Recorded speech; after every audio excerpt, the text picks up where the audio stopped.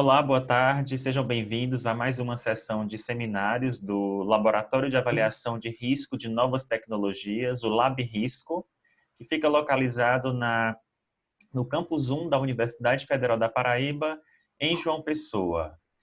Meu nome é Davi, eu sou o professor coordenador responsável por esse laboratório e vocês estão na nossa quarta sessão de seminários durante o período da quarentena para a prevenção da Covid-19. Hoje nós teremos a apresentação do estudante de graduação do curso de Biotecnologia da UFPB, Luiz Felipe Alves da Silva. Primeiro, agradecer ao Felipe Alves por ter aceitado trazer mais a apresentação dele, estava marcada para outra data, e Felipe topou trocar com a Laísa, que é um estudante de pós-graduação do nosso grupo. E eu tenho certeza que o Felipe se preparou e vai fazer uma linda apresentação, muito informativa para nós. Felipe, boa apresentação e a fala agora é toda sua. Obrigado, Davi. Boa tarde, gente. O trabalho que eu vou apresentar para vocês é o 2,4 de clorofenol induz feminização de peixe-zebra daninhérreo via metilação do DNA. O trabalho ele foi produzido no Laboratório de Biomonitoramento e Biorremediação de Poluição Ambiental na Universidade de Lanzhou, na China, e ele foi publicado na revista Science of Total Environment, que é uma revista bem multidisciplinar, aborda vários temas relacionados à biosfera, atmosfera, antroposfera, litosfera e hidrosfera. É uma revista de fator 5.59 e é artigo novo o tempo todo, então é bom dar uma olhada de vez em quando sempre, né? Para se atualizar. E o foco do artigo é a molécula 2,4 de clorofenol, que é um resíduo antihelmíntico produzido no processamento químico de pesticidas. Essa molécula esse composto é considerado um poluente ambiental prioridade, tanto nos Estados Unidos como na União Europeia, e ele é considerado bastante tóxico e corrosivo, justamente por ter sido testado em contato com tecidos da epiderme, da retina, de mucosas humanas, e foi constatado o seu efeito tóxico corrosivo. O 2,4-diclorofenol ele também é classificado como um EDC, que traduzindo se chama um químico desregulador endócrino. São substâncias que têm capacidade de interferir na liberação e produção de hormônios que nós temos no corpo. Testes prévios já constataram como esses EDCs eles influem nessa liberação, até mesmo no próprio peixe-zebra, onde foi feita a exposição e foi testada a liberação desses hormônios. Foi constatado que foi diminuído o nível de 17-beta-estradiol em fêmeas e aumentou o nível de 17-beta-estradiol e testosterona em machos de peixe-zebra. Outra espécie que também foi testada foi a Gobiocipris rarus, em que houve interferência na afinidade e na quantidade de receptores de estrógeno, diminuindo essa quantidade em fêmeas e aumentando em machos. Entretanto, não se sabia ao certo se o 2,4-diclorofenol ele realmente sabia que ele influenciava nessa parte da liberação, na questão da dinamização sistêmica do hormônio, mas não se sabia se ele influenciava na determinação sexual, como estudos prévios já mostraram em relação a outras moléculas. Então, foi uma das dúvidas que surgiu para os pesquisadores. Uma parte muito importante do artigo é a questão da diferenciação sexual, que vai ser bastante abordada no decorrer do trabalho. E é importante frisar, quando a gente trabalha com peixe-zebra, que a determinação sexual do animal é poligênica, ou seja, existe uma rede de genes que são interligados e a expressão desses genes combinada é que influi para que o sexo seja definido entre macho e fêmea, diferente da gente, em que apenas um cromossomo realiza isso. Para a diferenciação no sexo masculino, nós temos não somente esses genes, mas esses são os genes que vão ser trabalhados no artigo, que são o AMH, o SOX9A, o DMRT1 e o AR, que são genes que são relacionados ao desenvolvimento de testículos e diferenciação de células germinativas do sexo masculino. Quando falamos do sexo feminino, nós temos o citocromo 19A1A, o gene FOXL2 e o gene ESR1, que são genes responsáveis pela diferenciação e manutenção ovariana. E como o artigo trabalha esses EDCs, que já são famosos por interferir na questão da diferenciação, justamente por estudos prévios em que outras moléculas que são parecidas com o 2,4-diclorofenol tiveram esse efeito, entre elas pentaclorofenol, bisfenol A, bisfenol F, nonilfenol, que são essa família inteira dos fenóis em que foram realizados testes e foi constatado que essas moléculas interferiam nesses genes e induziam a mudança na diferenciação sexual do peixe-zebra. Só que ainda não se tinha essa informação sobre o 2,4-diclorofenol. Então, a partir daí, foi definido o objetivo do projeto, que seria verificar se a exposição a 2,4-diclorofenol pode influenciar na diferenciação sexual do peixe-zebra através da mudança na expressão de genes relacionados ao sexo e investigar o papel da metilação do DNA nesse processo, que também é uma parte muito importante do projeto. Quando a gente começa a entrar nos detalhes do projeto, a gente começa a ver detalhes sobre o peixe-zebra. O peixe-zebra é uma espécie da família ciprinida, já bastante conhecida por ser um organismo modelo, com 70% de homologia com o DNA humano. É característico da espécie alta reprodutibilidade e fácil manutenção. E a linhagem AB foi a linhagem utilizada no experimento. Quanto à manutenção, a colônia de peixe-zebra lá da Universidade de Lanzhou, a colônia era dividida em tanques mantidos a 28 graus Celsius com água desclorada. Os peixes eram mantidos num ciclo claro-escuro de 14 horas de luminosidade e 10 horas de escuridão. E quanto à alimentação, os peixes eram alimentados com vermes tubifex da família Tubificida e com a nossa conhecida artêmia. Esse aqui é um gráfico, uma imagem representativa que é derivada do artigo, em que ela esquematiza mais ou menos como aconteceu a exposição. Ela esquematiza como aconteceu a exposição das larvas ao 2,4-diclorofenol. A exposição ela é dividida em 3 blocos, que a gente vai chamar de A, B e C. O bloco A, no bloco A, as larvas foram expostas do 20º dia até o 50º dia pós-fertilização. Ou seja, elas passaram 30 dias completos expostas ao 2,4-diclorofenol. Ao final, foi feita a coletagem de amostras para a extração de RNA e a medição dos genes sexuais e também o nível de metilação do promotor SOX9A. Já o bloco B, no bloco B, as larvas foram expostas de forma diferente. Foram separados em 3 grupos e cada grupo ficou exposto por 10 dias.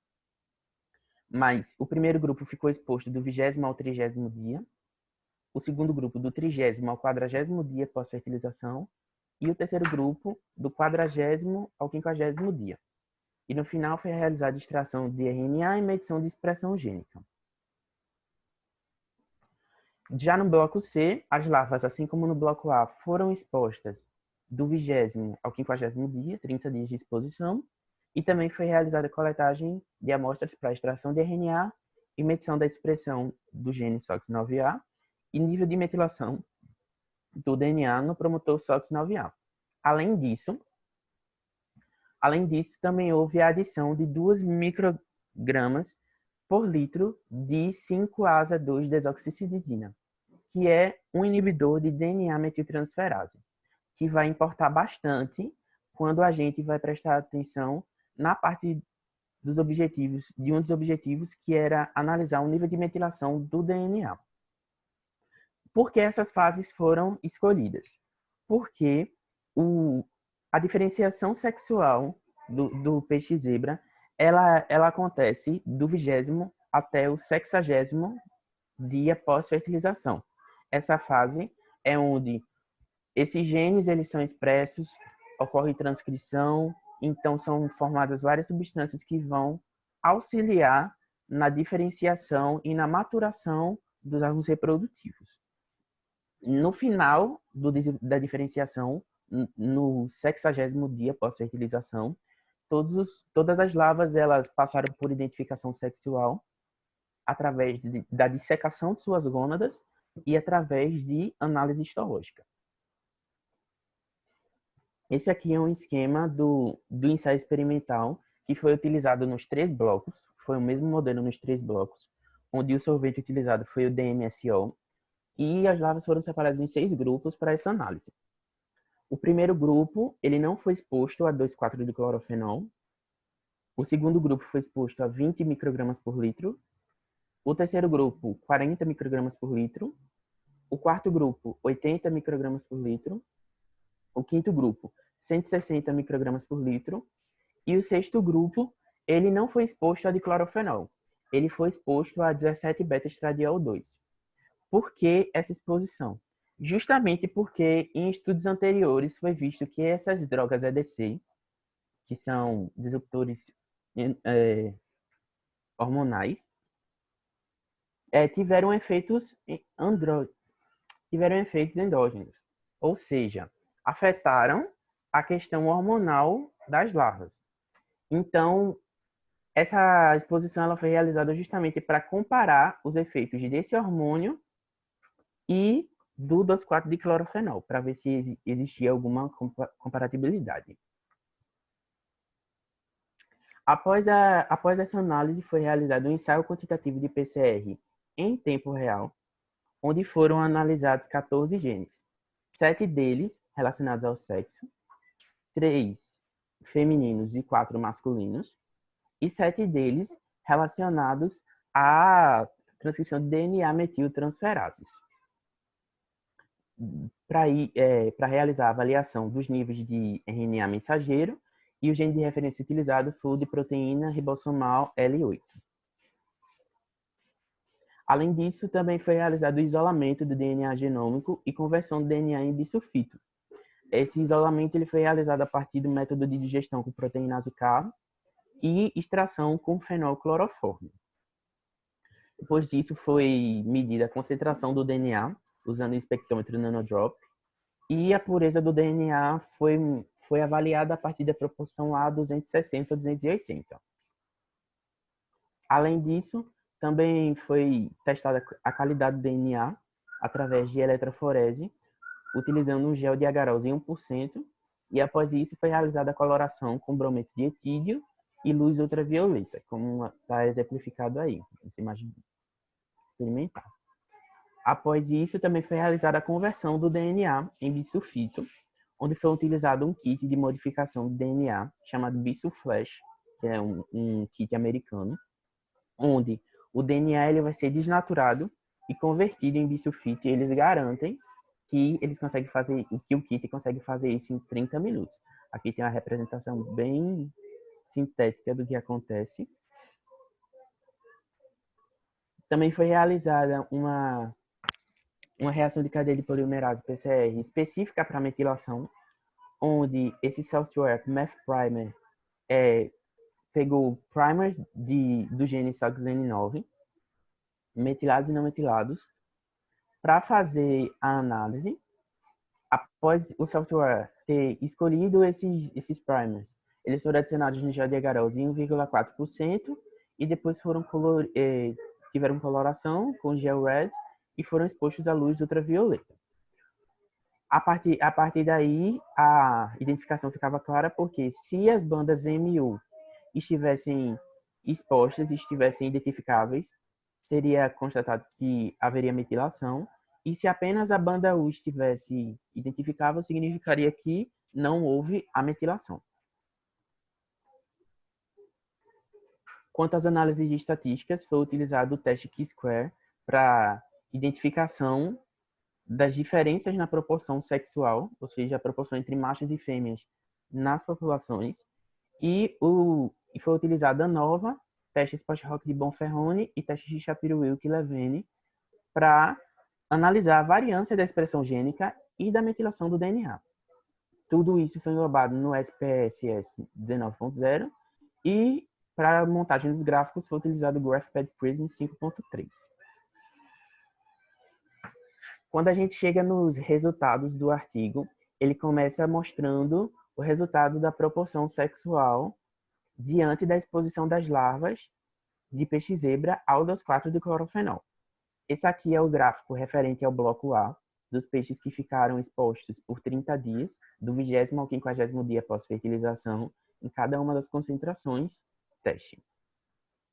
Fica evidente que com o grupo que não foi exposto ao 2,4-diclorofenol, ele teve uma proporção de 50%, tanto para machos como para fêmeas, o que já era esperado, porque essa é uma questão genética. Mas a partir do momento em que ele foi exposto e a concentração de exposição ao 2,4-diclorofenol foi crescendo, a proporção de fêmeas foi aumentando naquele respectivo grupo.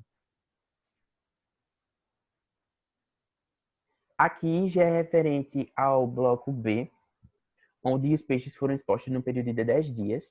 Esse aqui é o primeiro grupo que foi exposto do 20º ao 30º dia após fertilização. E, diante da análise estatística, foi verificado que apenas o grupo que foi exposto a 160 microgramas por litro de 2,4-diclorofenol, ele teve uma mudança significativa na proporção entre machos e fêmeas. Aqui, continuando no bloco B, só que referente aos peixes que foram expostos do 30º ao 40º dia, já ficou perceptível que os peixes que foram expostos a 80 e 160 microgramas por litro tiveram uma diferença significativa em relação ao grupo controle na proporção de fêmeas e machos naquele grupo. E aqui são os peixes que foram expostos do 40º ao 50º dia pós-fertilização, em que os pesquisadores averiguaram que não houve diferença significativa em nenhum dos grupos teste em relação ao controle, ou até mesmo em relação ao 17-beta-estradiol-2. Aqui, a pesquisa ela já começa a medir a expressão gênica desses genes sexuais que foram abordados diante da exposição a 2,4-diclorofenol. Esses daqui, o citocromo 19A1A, FOXL2 e SR1, são genes relacionados à diferenciação sexual feminina. E foi abordado que todos eles, diante da exposição ao 2,4-diclorofenol, foram suprimidos, tiveram sua expressão reduzida. Aqui, o SOX9A e o AMH, que são genes relacionados à diferenciação sexual masculina, tiveram seus genes suprimidos também, até mais que os genes femininos. E o artigo destaca o gene AR e o gene DMRT1, que são relacionados à diferenciação masculina, em que houve um aumento extremamente significativo em relação ao grupo controle no gene AR, exceto pela concentração de 160 microgramas por litro. E no gene DMRT1, houve redução da expressão gênica em relação ao grupo controle.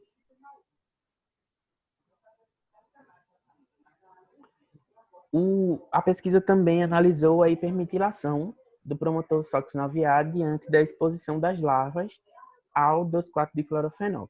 O SOX9A foi escolhido porque ele é um dos principais genes relacionados à diferenciação sexual masculina e foi destacada a questão que a concentração de 160 microgramas por litro teve redução em comparação com o grupo controle e a banda U foi destacada, referindo que houve um menor nível de metilação no gene com essa concentração de 2,4-diclorofenol. O artigo ele também citou a expressão dos genes de DNA metiltransferases em relação à exposição, onde ele destacou que os genes 3A1, 3A2, 3B1 e 3B2, eles tiveram aumento na sua expressão em relação ao grupo controle, exceto pela concentração de 20 microgramas por litro, onde a gente pode ver nos gráficos como diminuiu bastante em relação ao grupo controle. E ele também destaca que esses mesmos genes, em adição ao gene DNMT1, eles tiveram um aumento mais representativo nas concentrações de 80 e 160 microgramas por litro. Aqui, esse gráfico ele representa o bloco C, que foram as larvas que foram expostas ao 2,4-diclorofenol e ao 5-ASA, que é o inibidor de metiltransferase, e foi percebido que a proporção sexual de fêmeas nas populações foi extremamente reduzida comparada ao grupo que foi exposto ao 2,4-diclorofenol, o que chamou bastante atenção e vai ser bastante falado na discussão. Outro resultado foi a expressão do promotor SOX9A diante da exposição e foi percebido como os grupos controle que não tiveram exposição a 2,4-diclorofenol mostraram um padrão totalmente diferente em relação aos que foram expostos a diclorofenol e ao inibidor de metiltransferase, onde a gente pode observar aqui no gráfico que a expressão do promotor era geralmente sempre maior ou até mesmo estatisticamente igual quando comparada com o grupo controle. A pesquisa também verificou a expressão do promotor, realizou PCR específico de metilação e foi percebido como a expressão do promotor foi relativamente reduzida quando adicionada o inibidor de metiltransferase. Entretanto, no grupo controle não houve diferença estatística. Iniciando a discussão, o artigo traz uma preocupação pelo fato de o 2,4-diclorofenol, assim como outros de sua família, ser uma molécula não biodegradável, o que alerta em questão de ele correr o risco de entrar numa rota de bioacumulação, ou seja, a partir do momento que ele entra na cadeia alimentar e se acumula no organismo de outros animais. O artigo também discursa sobre a exposição, como a exposição a clorofenóis pode resultar em desproporção sexual, além do desequilíbrio e mudança na densidade populacional, já que foi observado que essas moléculas, assim como o diclorofenol, elas aumentam a proporção de fêmeas na população, o que proporciona esse desequilíbrio e pode resultar numa diminuição justamente por diminuir a taxa de reprodutibilidade. Também houve a confirmação dos efeitos estrogênicos do 2,4-diclorofenol em comparação com o 17-beta-estradiol 2, já que ficou perceptível nos gráficos, como na maioria dos experimentos, o efeito máximo que o 2,4-diclorofenol possui era semelhante, parecido com o do 17-beta-estradiol 2. E também foi constatado que o período de 20 a 40 dias pós-fertilização é o período mais crítico para a interferência na diferenciação sexual de peixe-zebra, assim como é o período em que ocorre a maior parte de estímulos para essa diferenciação. O artigo também ele define alguns mecanismos que promovem down regulation em genes sexuais masculinos, que seriam as formas como o 2,4-diclorofenol ele interfere molecularmente para que esses genes sejam suprimidos.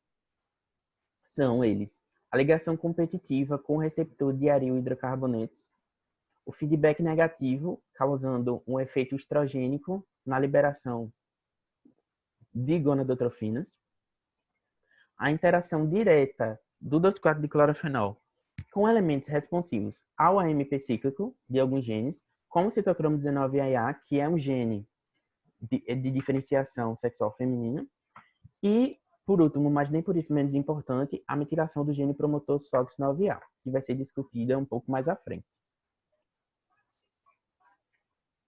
A expressão do SOX9A diminuiu significativamente em todos os testes, o que foi bastante discutido, o que foi bastante abordado na discussão, justamente por ele ser um dos principais genes envolvidos com diferenciação masculina. E também foi abordado como a supressão desse gene influiu na supressão de outros genes, como o AMH, que é que também está incluído na rede de diferenciação sexual masculina, e ele é quando o gene SOX9A ele está expresso, ele está atuante, ele ativa a expressão desse gene AMH. Então, os pesquisadores concluíram que a supressão do gene SOX9A pode ter sido um dos principais motivos para a downregulation do gene AMH de 30 a 50 dias pós-fertilização. Também foi discutido sobre como o DMRT1, o gene DMRT1, sofreu upregulation nos 10 primeiros dias da fase de diferenciação sexual, que é justamente a parte do início do desenvolvimento, e também por esse gene ser o principal gene relacionado ao desenvolvimento dos testículos. Também foi conversado sobre como o gene AR ele pode não ser importante na indução dessa feminização do peixe zebra, pelo fato de que a sua expressão ela foi diminuída, só que por não ter ocorrido uma influência específica nesse gene vinda do 2,4-diclorofenol, eles acabaram concluindo que ele acabava não interferindo tanto nessa indução à feminização, que ele era apenas um coadjuvante.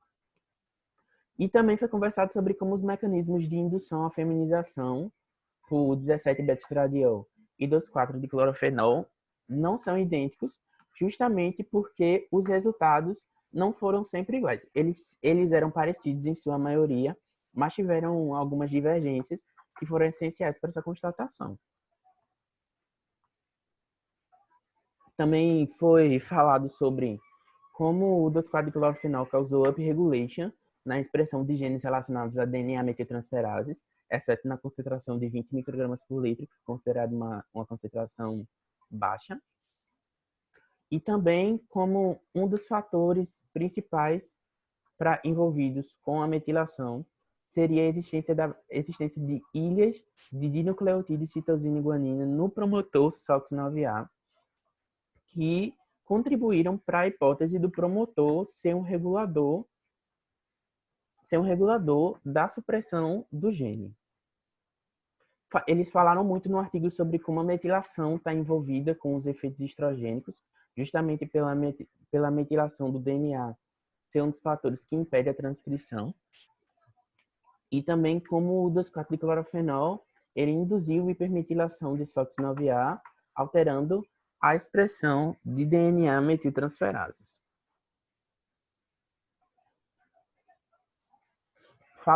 Falando sobre a influência do inibidor de metiltransferase 5-ASA, eles ficaram surpresos porque quando as larvas foram expostas somente ao inibidor de DNA metiltransferase e não ao 2,4-diclorofenol, o efeito que foi produzido não foi o esperado, diante de estudos prévios que eles tinham visto, porque já foi realizada, se eu não me engano, na espécie de peixe dourado, exposição a esse inibidor, e houve um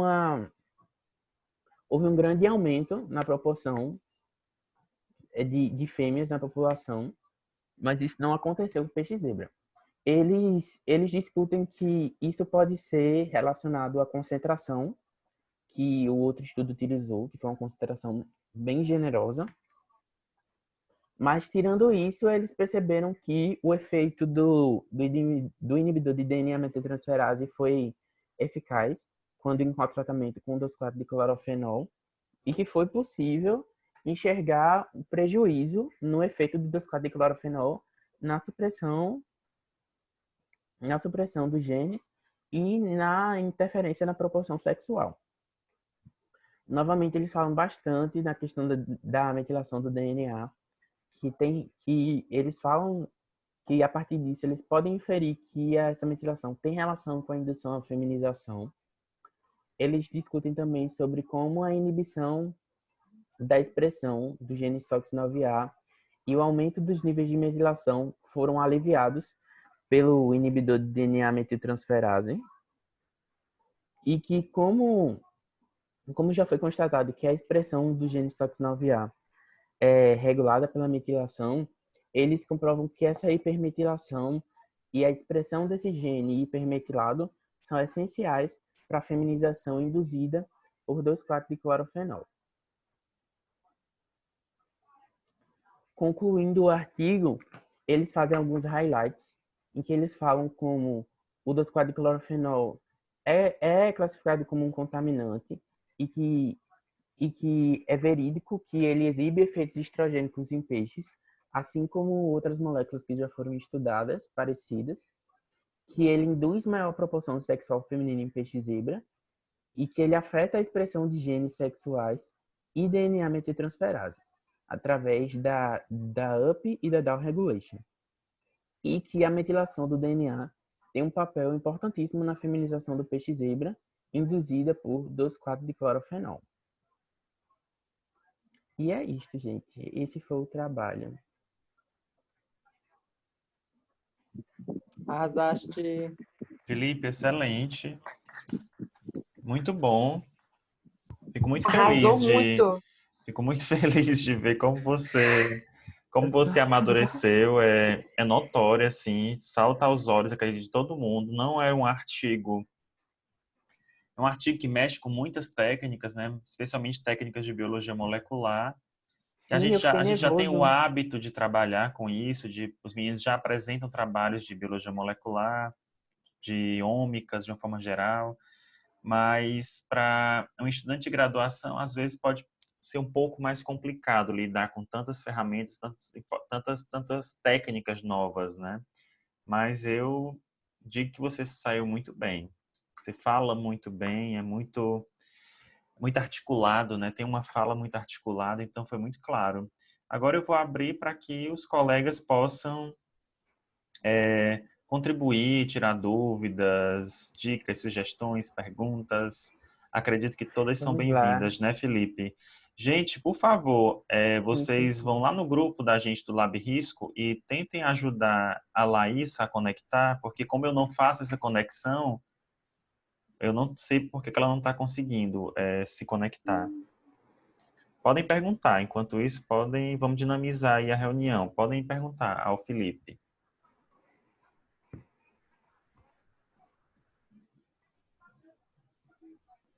Alguém tem alguma pergunta? Ou dormiram do meio para o final? Não sou capaz de opinar.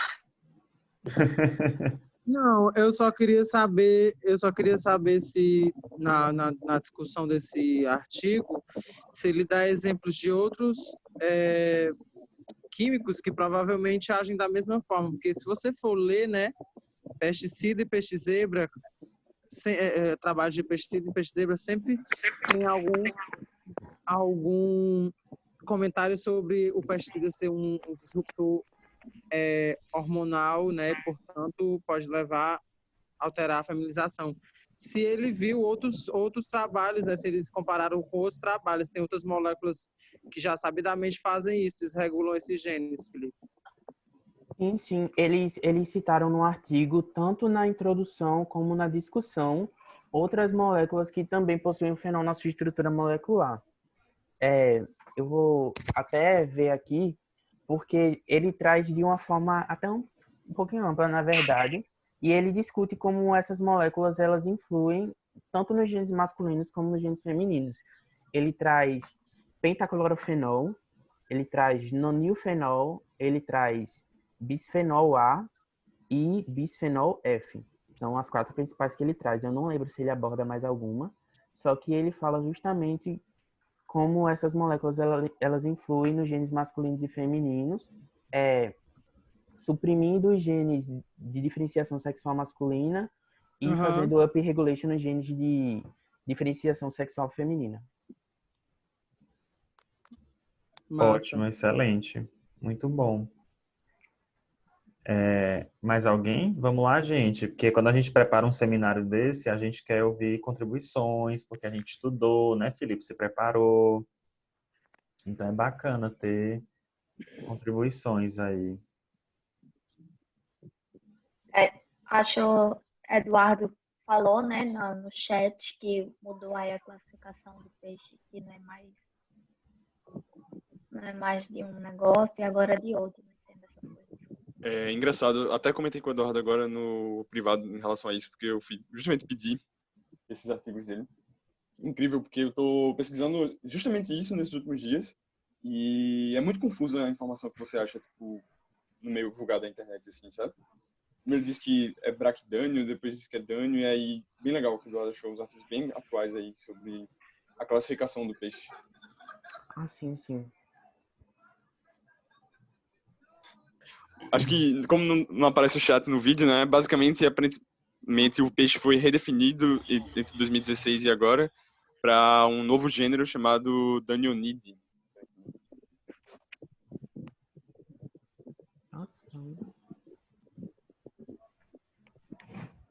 Arrasou.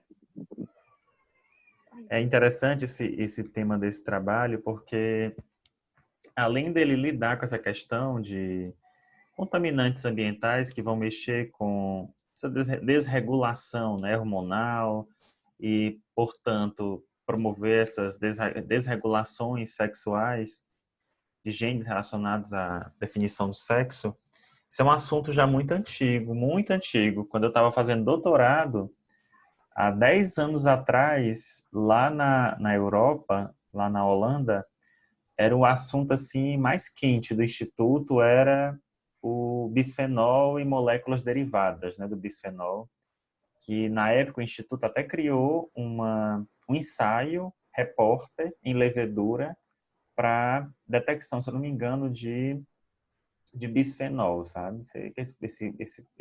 Esse ensaio repórter até hoje é comercializado ainda.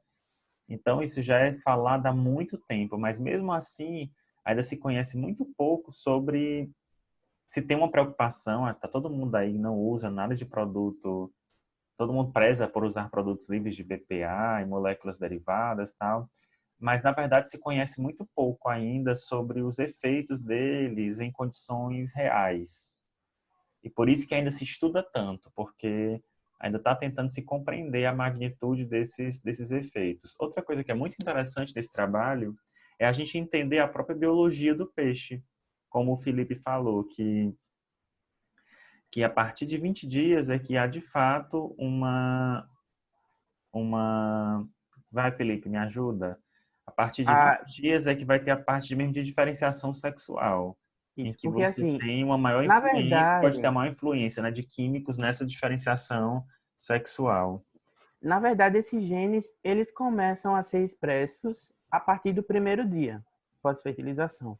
Só que de uma forma muito branda, muito pequena. Uhum. Então, com o decorrer dos dias, essa expressão ela vai aumentando até que ao redor do 20º, 25º dia, nessa faixa, eles estão a todo vapor, né? Como a gente pode falar. E essa expressão ela vai continuando, a transcrição vai ocorrendo até por volta do 50º até o 60º dia pós-fertilização, que é onde a gente pode dizer Sim. que com variância que o peixe ele vai estar maduro e totalmente diferenciado. Massa. E a escolha desses genes é extremamente interessante porque é bem justificada pelo artigo, bem fundamentada, Sim. e acaba servindo de modelo para a gente também, para usarmos realmente esse trabalho como uma referência de estudo, porque não tem como a gente fugir. Trabalhando com poluentes, esse tipo de efeito que foi estudado ele é muito comum. Então, para que a gente, de fato, estude isso, a gente vai ter que observar isso também. Quais genes que são analisados, quais tipos, se ocorre alguma mudança fenotípica que não foi o alvo do trabalho, qual o período que a gente tem que começar a estudar esse tipo de efeito, né? Então, isso tudo funciona como realmente uma boa introdução para, quem sabe, a gente levar também os nossos trabalhos para esse lado também, de desregulação hormonal. Outra coisa, outra técnica é essa da metilação, que é muito comum. Inclusive, no nosso departamento, tem vários pesquisadores que trabalham com metilação de DNA, e é uma coisa que está bem na nossa realidade, que pode ser feita também. Então, eu acredito que é algo que é um artigo que vem num momento muito bom, em que a gente precisa também, talvez, caminhar um pouco para esse lado aí, que já que é tão estudado no mundo todo. Alguém tem mais alguma pergunta? A hora é agora. Eu tenho. Vamos lá, Eduardo. É porque, tipo, eu já tinha lido alguma coisa a respeito sobre disruptores endócrinos e em alguns dos trabalhos eles viam que tinha uma alteração da expressão gênica muito significativa, só que quando eles faziam os ensaios de proteômica, eles viam que a quantidade de proteínas, elas acabavam não batendo com a quantidade de genes que eram expressos. Tu acha que em algumas situações poderia acontecer com o 2,4-D? Não desmerecendo o trabalho da genômica, mas existe uma plasticidade entre a expressão de tudo que é expresso a nível genético e a nível que é expresso em proteína. Eles acabaram falando alguma coisa a respeito disso, sobre proteínas e genes diferencialmente expressos? Não, ele não cita no artigo. Eu acredito que no meio da discussão ele pode ter feito uma sugestão, eu não lembro ao certo, mas nessa parte ele não adentra nessa questão não. Show.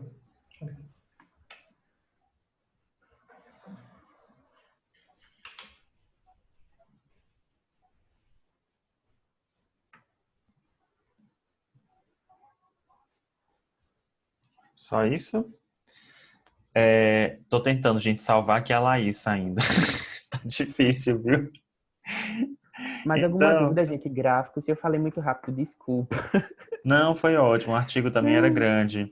Outra coisa, Eduardo, é que realmente é um desafio muito grande ainda hoje a gente conseguir entender o que de fato é traduzido e o que de fato do que é alterado dentro da expressão gênica pode resultar em mudanças proteicas ou mesmo desencadear mudanças mais severas, falando bioquimicamente, fisiologicamente, até mudanças fenotípicas. Então, a gente está tentando compreender ainda.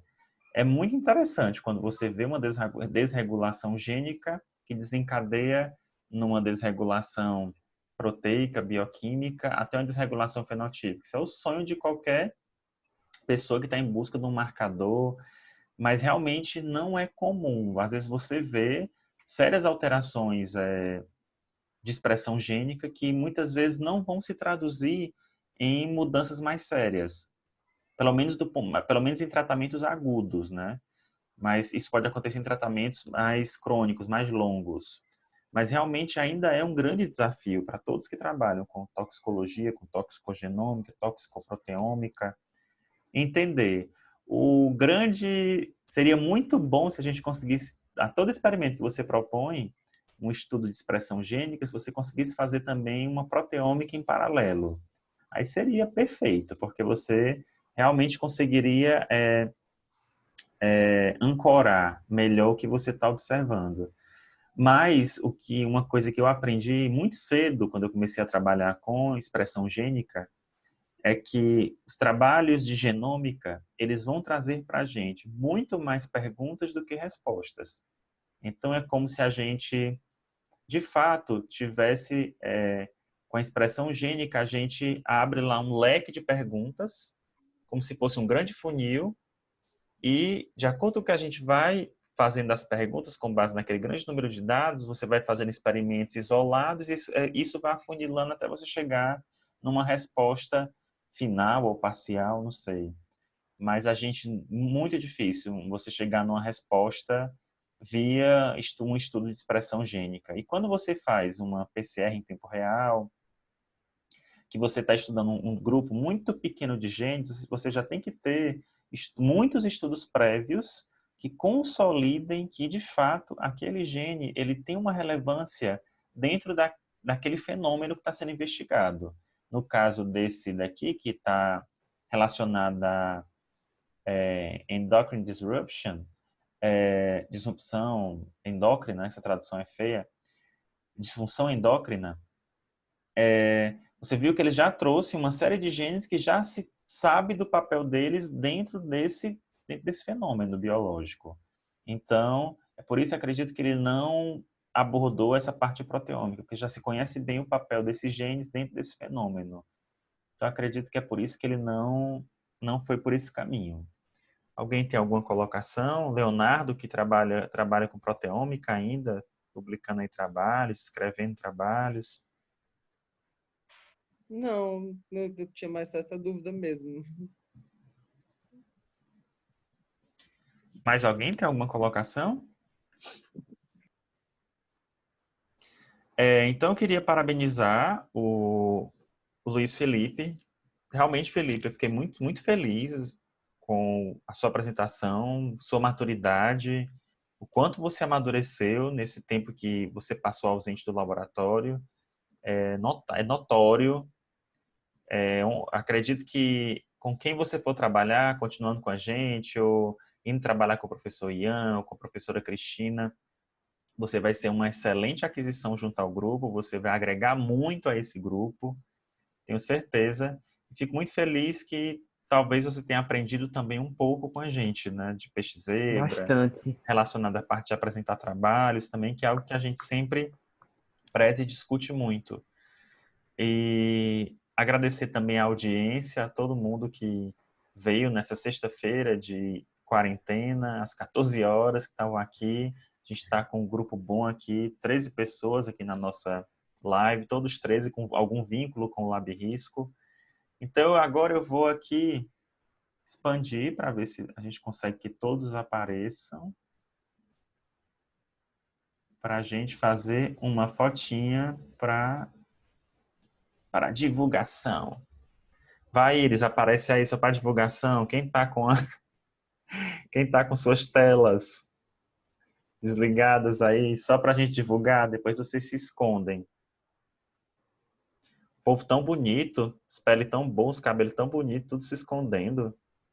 Eduardo falando de tu aí. Todo tá, mundo né? fazendo skincare durante a quarentena. Espera. Luana, trabalhar ali cadê no tu? colágeno. Peraí que eu vou me ajeitar. Peraí, ainda. Eu não vou aparecer de qualquer jeito. Para de falar, tá ligada. Só lembrando que tá gravando, viu?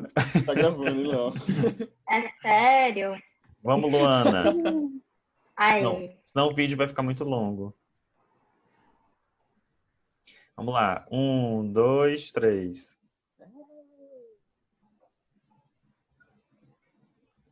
Pronto. Queria agradecer àqueles que ficaram assistindo essa conferência aí até o final e desejar a todos um ótimo final de semana, um ótimo final de tarde. Não sei que horas vocês estão assistindo esse vídeo. E dizer que vocês curtam, olha aí, blogueiragem, compartilhem e assistam os inscreva no outros. canal. Ativa o sininho. Se inscreva no Se canal, inscreva no canal. assista aos outros vídeos que estão aí no canal. E a gente também tem um perfil no Instagram, @labrisco_. Vão lá que a gente está sempre atualizando na medida do possível. Um abraço, tchau, tchau.